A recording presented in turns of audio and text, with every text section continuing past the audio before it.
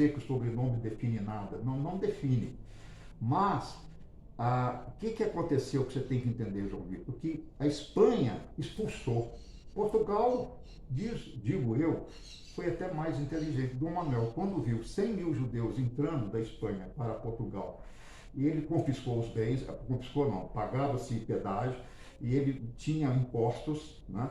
E ele, quando viu aquele pessoal, aquele contingente, o que ele fez? Ele fechou as fronteiras.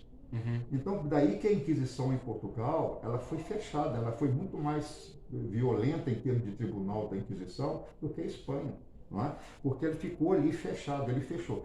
Então, você imagina a ânsia desses cristãos novos, obrigado à conversão ao catolicismo, eles queriam sair. Para a Espanha não podia ir porque tinha Inquisição. Alguns foram para a Itália, mas a Itália também teve Inquisição. No sul da França, os huguenotes, por exemplo, conseguiram ir para o sul da França, mas a França também houve Inquisição em menor escala. O que eles tinham que fazer? O Mar Vermelho tinha que se abrir. Não é? Então eu creio que esse descobrimento juntou o caminho das Índias, tanto assim que você vê que Cabral vem direitinho, Pedro Vaz de Caminha volta certinho, quer dizer, então eles tinham a noção de navegação. Isso já se sabe hoje na história que não foi ao acaso. Houve uma intenção de conquista de novas terras. O Gaspar da Gama, ele era cristão novo. Agora, entrando numa questão... Então eu creio, só para fechar, eu creio sim, há uma ligação da perseguição da Inquisição que motivou o descobrimento de novas terras, uma expectativa que aqui eles pudessem encontrar um lugar de paz, pudessem praticar a sua fé ou voltar à religião de seus pais, de seus ancestrais. Eu creio que essa influência existiu. A gente não só, como por exemplo Fernando de Noronha, que chamava Ferdinando da Laronha, que era um cristão novo de origem italiana, ele arrendou o Brasil de Dom Manuel. E com ele nós sabemos que veio muitos cristãos novos, não é? Para colonizar aqui, extrair o pau-brasil e mais tarde a implantação de cana-de-açúcar. Agora eu vou...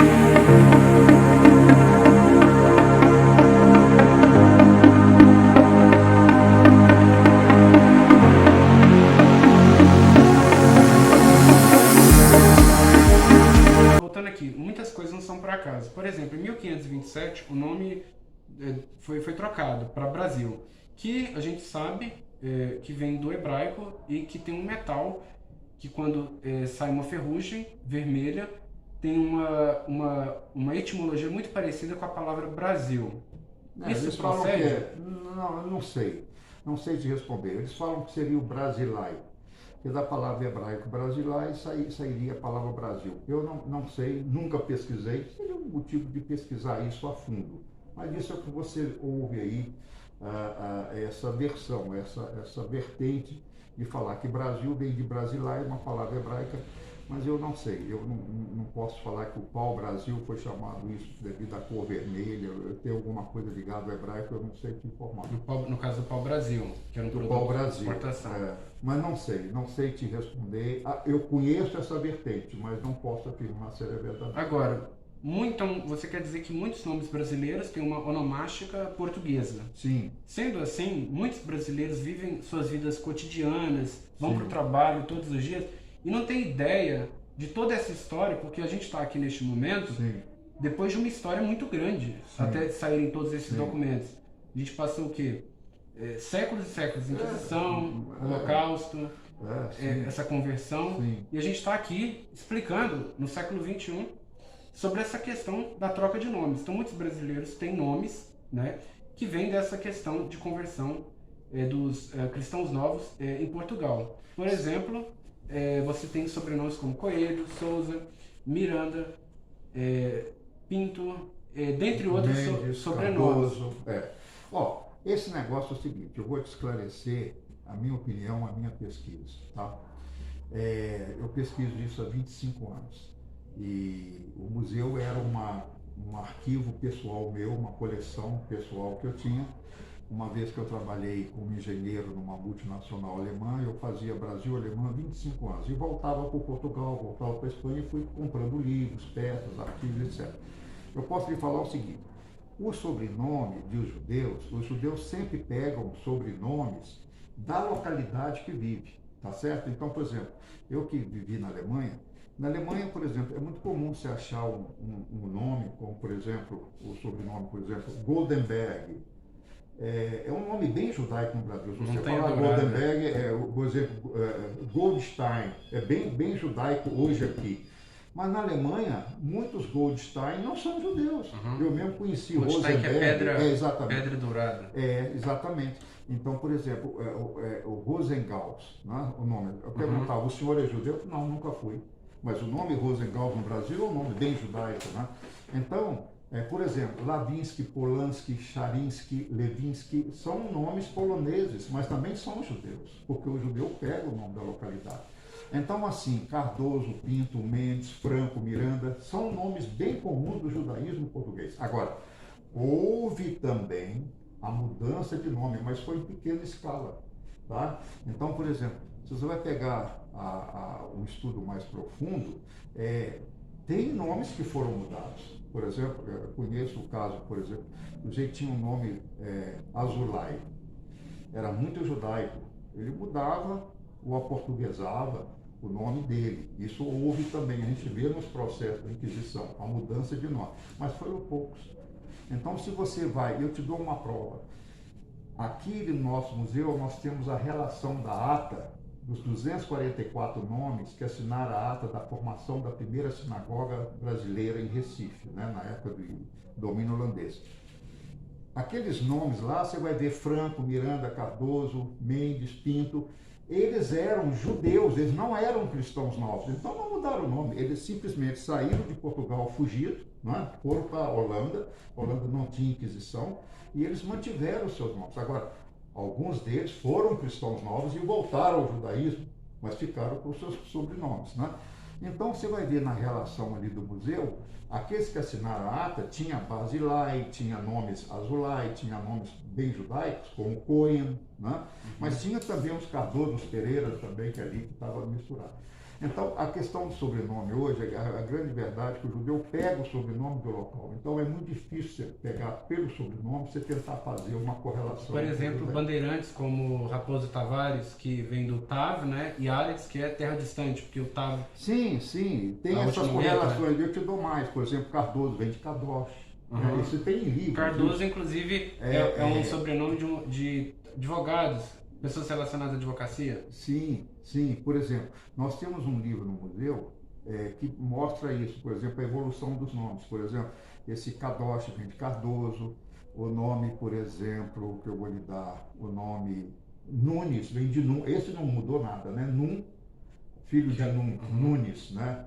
Por exemplo, a palavra Brit, em hebraico, é aliança, Brites, né? Ou Brito, né? Também é uma... O meu próprio nome, Guemará, nesse livro consta que Guemará é o comentário da Torá, né? E Guimarães, você sabe que a palavra ES em português equivale ao di, não é? Então, o ES. Então, Nunes, de Nun, não é? Por exemplo, você tem aí Guimarães, de Guemara, né? Então, tem essas correlações, por exemplo, Brites, de Brit, né? Esse ES em latim, em português, é a preposição de. Então, resumindo, sim e não, há nomes que foram mudados e a maioria não foi mudada, foram nomes portugueses mesmo que eles adotaram para si. Agora, outra questão, a Inconfidência Mineira. Sim. Os judeus têm alguma coisa a ver com a Inconfidência Mineira? Eu creio que sim. Tem trabalho já, eu vou citar até o autor, até meu amigo, Mauro Moura. Ele fez um trabalho muito maravilhoso de pesquisar a origem dos Inconfidentes. Então, Tomás Gonzaga era cristão novo. Que é um poeta, né? O doutor Gonzaga era um poeta. Ele tinha origem cristã nova. E dizem, esse trabalho desse meu amigo, que o Tiradentes, Francisco Xavier, ele tem também uma influência por parte materna de cristãos novos. Então, eu acredito que dentro da Inconfidência é possível, eu não estou falando isso como uma afirmação, é uma possibilidade, algo que tem que ser estudado. Que nós sabemos que alguns Inconfidentes eram cristãos novos, está certo. Agora, saber que esses cristãos novos fizeram uma ideologia para proclamar uma independência de Portugal, para que talvez cessasse a perseguição da Inquisição, é uma coisa que tem que ser estudada. Observando que eles decidiram, o Brasil, né, decidiu tornar-se independente de Portugal por causa dos altos impostos cobrados, né? Durante os vários séculos. Era a derrama, né? Que era 1/5 era obrigado a imposto. Então, na verdade, os inconfidentes levantaram contra essa derrama, né? Que era o imposto de 1/5 cobrado. Mas eu estou dizendo que esse é um motivo físico, palpável, tangível. Mas ninguém pode falar que atrás disso tinha uma ideologia de se separar de Portugal devido à Inquisição, que naquela época ainda foi, estava em plena Inquisição, ela só acabou em 1821. Né? Então, na época do Inconfidência, ainda estava, e principalmente se você pega o livro da doutora Neuza Fernandes, ela lista lá mais de 52 nomes de judeus, cristãos novos, que saíram de Ouro Preto e Mariana, e foram condenados por crime de judaísmo. E durante esse período, os judeus tiveram que se reunir em reuniões secretas. E na Inconfidência também nós vemos uma correlação em reuniões secretas. Agora eu te pergunto, Rabino, existe alguma relação entre a maçonaria e o judaísmo? Se a maçonaria teria copiado alguns elementos judaicos? Porque ela também foi perseguida juntamente com os templários e outros místicos, por exemplo, da Kabbalah? Olha, eu não pesquisei sobre esse assunto em si, mas eu vou citar a doutora Neuza. A doutora Neuza Fernandes, que é uma das maiores autoridades da Inquisição, autora do livro A Inquisição em Minas Gerais no século XVIII, ela cita no seu livro uma correlação bem próxima da maçonaria com os cristãos novos. Ela cita isso em seu livro. Então, esse é um assunto que eu, pessoalmente, gostaria de uma oportunidade de pesquisar mais. Eu creio que sim. Tudo leva a crer sim, fazendo uma analogia de uma dessas, tanto do pensamento judaico como da maçonaria, é possível que haja alguma correlação sim. Porque, inclusive, eles têm uma veneração pelo rei Salomão, porque Salomão seria um homem mais sábio da história, que teria decodificado segredos mágicos. É possível que tenha uma certa influência. Se essa influência não veio pelo judaísmo, ela veio também pelo cristianismo também, né? Entendi.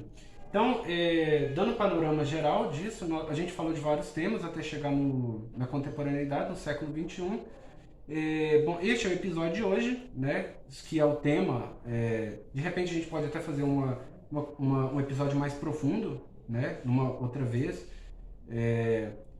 Mas a gente colocou várias questões que são muito pertinentes para esclarecer. Muito bom. São temas que abrem portas e espaço para um debate. E eu vejo que esses temas... E são interessantes. Agora, o que eu quero, assim, João Vitor, deixar bem claro, e te agradeço por isso, é uma oportunidade da gente trazer à sociedade, hoje, essa história da Inquisição, que foi omitida dos livros didáticos por mais de 300 anos. Eu nunca li isso. Você nunca vai ler. Agora, com o nosso museu, o Abradim, que eu criei no ano 2000, é que nós temos, eu conheço só um livro de um autor moderno, recente, que menciona um livro da história do Brasil, o capítulo Inquisição, um parágrafo. Mas hoje, se você pegar qualquer livro na livraria sobre a história do Brasil, você vai ter lá os Inconfidentes, você vai ter lá a participação da escravidão, etc., os colonos portugueses, mas você não vê a Inquisição. Então, nós trazemos esse assunto da Inquisição e fica aqui um convite para o seu canal, para que você possa fazer uma visita virtual, se mora fora de Belo Horizonte, www.museudainquisicão.org.br. Você pode fazer uma visita virtual ao museu, através do seu mouse, percorrendo ali os locais, ou se mora em Belo Horizonte, ou se vier aqui, visitar aqui o nosso museu, está lá no site nosso, o endereço. E isso é muito importante por causa do combate à intolerância religiosa. Esse é o nosso pano de fundo. Bom, então este é o episódio de hoje. Shalom, shalom, e até o próximo episódio. Obrigado.